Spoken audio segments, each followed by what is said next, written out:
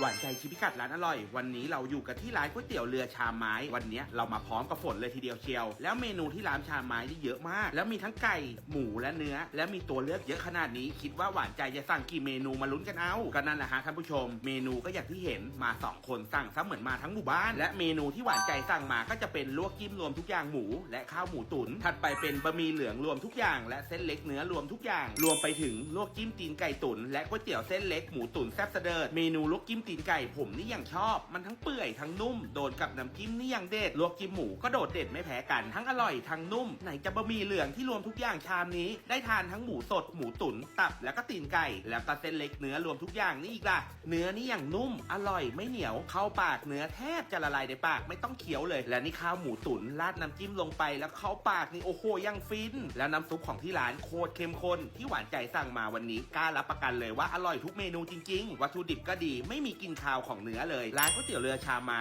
มาลองพิสูจน์รสชาติกันได้ถ้ามาลองแล้วไม่อร่อยผมให้ต่อยหวานใจผมได้เลย